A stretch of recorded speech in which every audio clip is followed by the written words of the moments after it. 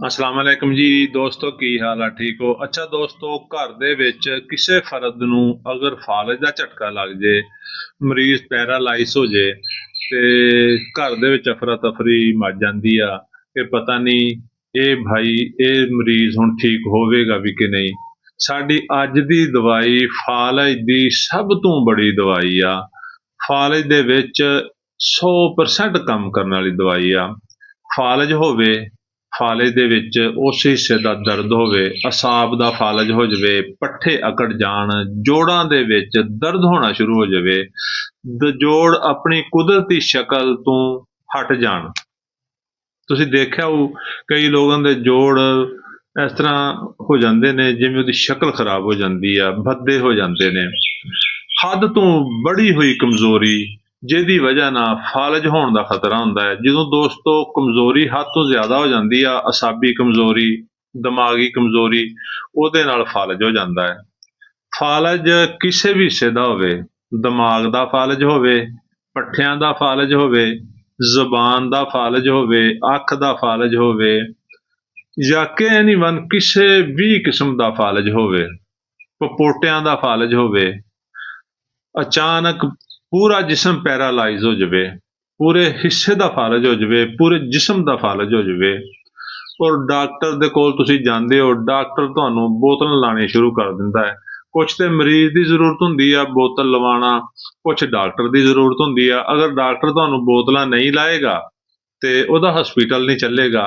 ਅਗਰ ਡਾਕਟਰ ਤੁਹਾਨੂੰ ਕਹਿੰਦਾ ਹੈ ਕਿ ਇਹਦਾ 3 ਮਹੀਨੇ 4 ਮਹੀਨੇ 2 ਮਹੀਨੇ ਇਲਾਜ ਕਰਨਾ ਪਏਗਾ, ਇਹਨੂੰ ਰੋਜ਼ ਸਵੇਰ ਸ਼ਾਮ ਬੋਤਲ ਲੱਗੇਗੀ, ਇਹਨੂੰ ਇੰਜੈਕਸ਼ਨ ਲਾਣੇ ਪੈਣਗੇ, ਉਹ ਕਿਸੇ ਵੀ ਕਿਸਮ ਦੇ ਫਾਲਜ ਦੇ ਵਿੱਚ ਦੋਸਤੋ ਪਰੇਸ਼ਾਨ ਨਹੀਂ ਹੋਣਾ। ਸਾਡੀ ਅੱਜ ਦੀ ਰੈਮਡੀ ਤੁਸੀਂ ਇਹਨੂੰ ਇਸਤੇਮਾਲ ਕਰੋ, ਤੁਸੀਂ ਦੇਖੋਗੇ ਕਿ ਫੌਰਨ ਫਾਲਜ ਠੀਕ ਹੋਣਾ ਸ਼ੁਰੂ ਹੋ ਗਿਆ। ਅਗਰ ਫਰਜ਼ ਕਰੋ ਅੱਜ ਹੀ ਝਟਕਾ ਲੱਗਿਆ, 1-2 ਦਿਨ ਦੇ ਵਿੱਚ ਅਗਰ ਫਾਲਜ ਦਾ ਮਰੀਜ਼ ਨੂੰ ਇਹ ਦਵਾਈ ਦੇ ਦਿੱਤੀ ਜਾਵੇ ਤੇ ਉਹ ਫੌਰੀ ਤੌਰ ਤੇ ਠੀਕ ਹੋਣਾ ਸ਼ੁਰੂ ਹੋ ਜਾਂਦਾ ਹੈ।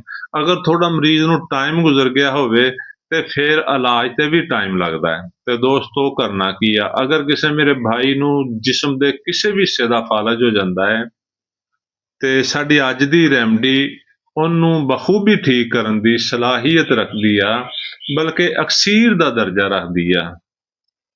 ਹੋਮਿਓਪੈਥਿਕ ਦਵਾ ਕਾਸਟਿਕਮ, ਇਹ ਦੇਖੋ ਕਾਸਟਿਕਮ CM ਤਾਕਤ ਦੇ ਵਿੱਚ ਲੈਣੀ ਆ। ਜਿਵੇਂ ਮਰੀਜ਼ ਨੂੰ ਝਟਕਾ ਲੱਗਿਆ ਹੈ, ਫਾਲਜ ਹੋਇਆ ਹੈ, CM ਦੇ ਵਿੱਚ 1 ਡੋਜ਼ ਉਸ ਮਰੀਜ਼ ਨੂੰ ਦੇ ਦੇਣੀ ਆ, ਜਸਟ 1 ਡੋਜ਼, ਔਰ ਫਿਰ ਇੰਤਜ਼ਾਰ ਕਰਨਾ ਹੈ। ਤੁਸੀਂ ਦੇਖੋਗੇ 3-4 ਦਿਨ ਤੋਂ ਬਾਅਦ ਉਹ ਮਰੀਜ਼ ਦਾ ਫਾਲਜ ਠੀਕ ਹੋਣਾ ਸ਼ੁਰੂ ਹੋ ਗਿਆ ਹੈ, ਔਰ ਉਹ ਮਰੀਜ਼ ਚੱਲਣ ਫਿਰਨ ਲੱਗ ਪਿਆ ਹੈ, ਖਾਣ ਪੀਣ ਲੱਗ ਪਿਆ ਹੈ, ਉਹ ਠੀਕ ਹੋਣਾ ਸ਼ੁਰੂ ਹੋ ਗਿਆ ਹੈ, ਔਰ ਉਹਦੀ ਜਿਹੜੀ ਅਲਾਮਤ ਆ ਉਹ ਠੀਕ ਹੋਣਾ ਸ਼ੁਰੂ ਹੋ ਗਈ ਆ, ਉਹਦੇ ਦਰਦ ਵਗੈਰਾ ਵੀ ਖਤਮ ਹੋਣਾ ਸ਼ੁਰੂ ਹੋ ਗਏ ਨੇ। 1 ਹਫ਼ਤੇ ਤੋਂ ਬਾਅਦ ਅਗਰ ਮਰੀਜ਼ ਨੂੰ ਕੋਈ ਅਲਾਮਤ ਬਾਕੀ ਰਹਿ ਜਾਵੇ, ਇਹੀ ਦਵਾ 200 ਤਾਕਤ ਦੇ ਵਿੱਚ ਲੈਣੀ ਆ।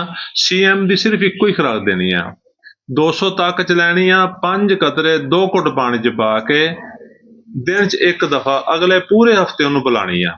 ਤੁਸੀਂ ਦੇਖੋਗੇ ਕਿ ਮਜ਼ੀਦ ਜਿਹੜੀ ਅਲਾਮਤ ਰਹਿ ਗਈਆਂ ਸੀ, ਦੂਜੇ ਹਫ਼ਤੇ ਉਹ ਵੀ ਠੀਕ ਹੋ ਗਈਆਂ ਹੈ, ਔਰ 2 ਹਫ਼ਤਿਆਂ ਦੇ ਵਿੱਚ ਤੁਹਾਡਾ ਮਰੀਜ਼ ਬਿਲਕੁਲ ਸਟੇਬਲ ਹੋ ਗਿਆ ਹੈ, ਔਰ ਮਰੀਜ਼ ਦੀ ਤਕਲੀਫਾਤ ਖਤਮ ਹੋ ਗਈ ਆ, ਮਰੀਜ਼ ਦਾ ਫਾਲਜ ਠੀਕ ਹੋ ਗਿਆ ਹੈ। ਤੇ ਦੋਸਤੋ ਸਾਡੀ ਵੀਡੀਓ ਨੂੰ ਲਾਈਕ ਤੇ ਸ਼ੇਅਰ ਕਰੋ ਤਾਂ ਕਿ ਇਹ ਵੀਡੀਓ ਹੋਰ ਲੋਕਾਂ ਤੱਕ ਪਹੁੰਚੇ, ਉਹਨਾਂ ਦਾ ਹੀ ਫਾਇਦਾ ਹੋਵੇ। ਸਾਡੇ ਅਕਾਊਂਟ ਨੂੰ ਫਾਲੋ ਕਰ ਲਓ ਤਾਂ ਕਿ ਤੁਹਾਡਾ ਔਰ ਸਾਡਾ ਰਾਬਤਾ ਰਵੇ। ਸ਼ੁਕਰੀਆ, ਅੱਲਾਹ ਹਾਫਿਜ਼।